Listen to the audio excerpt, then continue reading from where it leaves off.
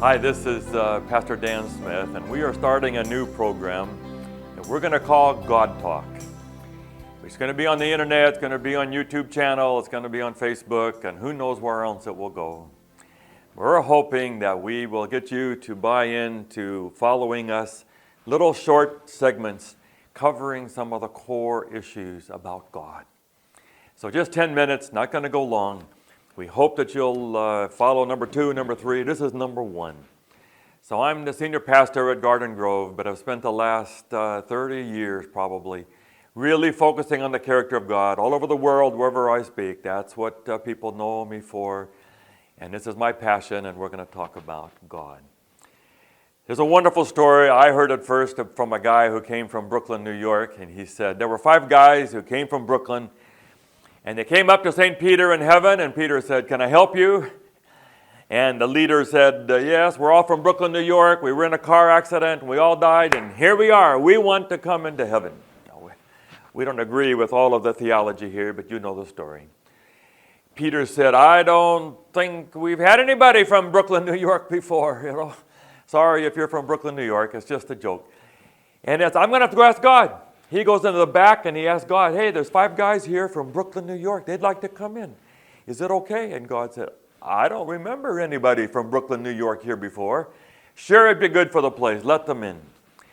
Peter goes back to the front. A minute later, he comes running back, all red-faced, out of breath. He said, "They're gone, they're gone." And he said, "The boys from Brooklyn? No, the gates are gone." The boys took the gates. They're 1 minute from walking into heaven to see God and being with God in their mansion for the rest of their eternity. And they'd rather take the gates and leave and go back to where they were. What is the default picture of God? We have to ask every time. All of our beliefs, even our most cherished beliefs that have been taught to us by the church, sometimes have components and implications about God that if you really think about it, none of us really want to say that about our God. I was a high school senior graduate when we came back from being missionaries in Thailand and Singapore. And my father drove us up to Matterhorn and Zermatt. We wanted to see the Matterhorn. Seen it in movies, seen it on television. We wanted to see it ourselves. We rode this little cog train up there, and we got up there, and you couldn't see a thing. You could see benches aimed to sit there and see it. You knew where it was supposed to be, but you just couldn't see it, covered in fog. My father missed the train on the way back down, so we were forced to stay one night in Zermatt, Switzerland. And at 6 o'clock in the morning, we got up and came around the corner, and there it was. Pristine blue sky, not a cloud there, the Matterhorn. We may not see God and the truth about God until we see Him face to face and can really have it pristine. But we want to go as far as we can, trying to understand what God is really like. It is heartbreaking to God. Every time there's a disaster, people call them acts of God. Earthquakes and disasters and tsunamis. And people will say, well, that was God's punishment on those people. And God did this to Katrina, or God did this to New York, to punish people or to wake people up. Terrible statement about God. And Jesus says, "I do not do this. An enemy has done this." Even the theology of prayer. How can you mess up prayer? But if you're not careful, people give you the idea. I even heard someone they call prayer warriors. Push. Pray until something happens. With the idea that God is in His fortress and you have to just pound on Him until finally God will knuckle under and do what you and I ask Him to do. Is that what God is like? Is He a reluctant God? That it takes thousands of people praying repeatedly. Some religions have their prayer flags all the way up there going to Mount Everest. People died. They put all these prayer flags, hoping that as the prayer flags flutter in the wind, as prayers will come to God, and enough prayers God will finally do and protect you from this mountain. What is it saying about God? Heartbreaking to God. I'll never forget the story I read in a book by Bill Hybels, pastor of the huge church in Chicago. And he was with a group of kids, maybe 10 years old, 5th grade. After his talk, he says, "How many of you would like to give your life to Jesus?" They all raised their hand except one boy. And he said, "Why don't you want to give your life to Jesus?" And he said, You haven't told me what he's like. How can I give my life to him?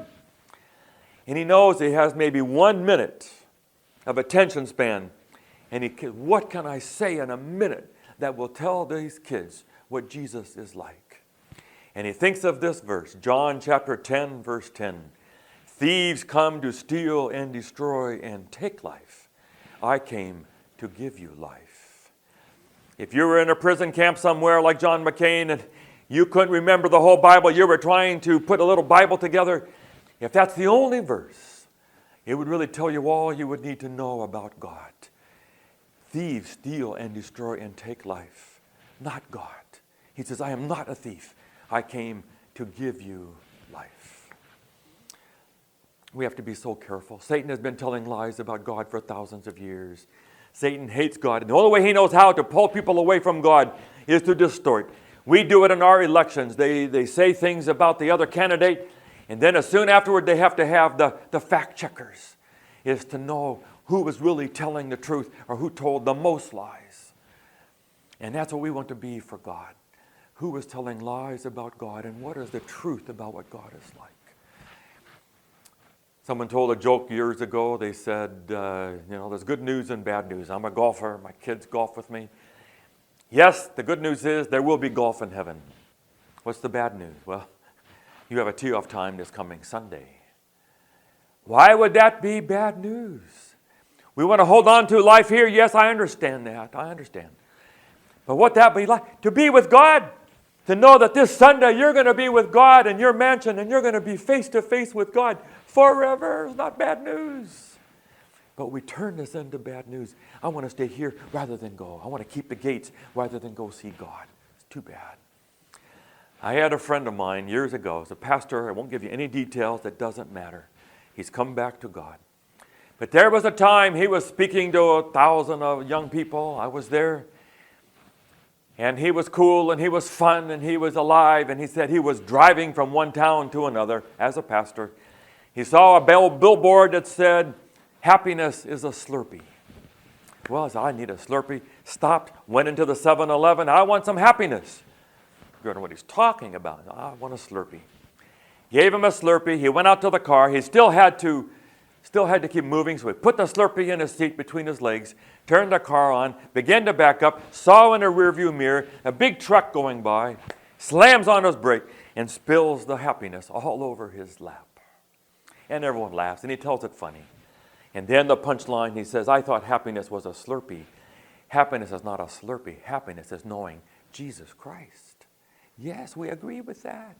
Everyone cheered. Oh, he was great. Except a few years later, he went off with a young girl, left his family, and went off. Now, understand he's come back to God. Too bad. That whatever he had that was holy and righteous and pure was not enough. He had ministry, wife and family, and he wanted something else. God was not enough. And the Bible says, I am not a thief. I give you life and life more abundantly. You cannot get life anywhere else better than what I will give to you. It's God. It's God. So we want to take these programs, GodTalk, and spend time, 10 minutes a time, taking on some of the difficult questions about God. And hopefully at the end of every one, you and I will just worship and say, God is magnificent. God is fantastic. Sometimes now I think about the story of Lot's wife. Lot, when he and his wife lived in Sodom and Gomorrah, God comes and they're going to punish Sodom and Gomorrah. Fire is going to come. And he says, Lot, you need to go. Let's go. And he tells Lot and his family, don't look back. Don't once look back. I'm taking you someplace. Lot's wife looks back and he makes her a pillar of salt. It's a hard story. And you'll say, why would a God of love do that? Because he wanted to teach this lesson forever, that wherever I am taking you is better than wherever you were. Why would you look back at Sodom and Gomorrah as if that was someplace you want to hold on to? God is never taking us from something that's wonderful and good and abundant for us. He said, thieves do that. I don't do that. I take you from lack of abundance. I am taking you to the best. Don't look back. Our God is only good, only life-giving, only magnificent. He is better than your wildest imagination. You want God. You want the real God who is going to be magnificent and fantastic.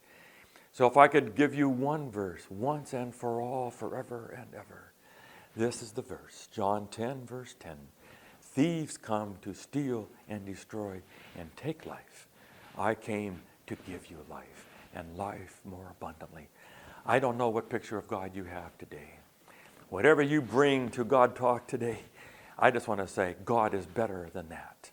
If you think God is a God who burns people in hell every day forever, He is better than that. If you think God is the one who kind of decides who gets disasters and who doesn't, no, He's better than that. And no, you don't have to get 1,000 people to pray and somehow beat God down until He's finally willing to do what you want. He is already willing. He says, I'm a Father. You do not have to work hard to persuade me. I am on your side.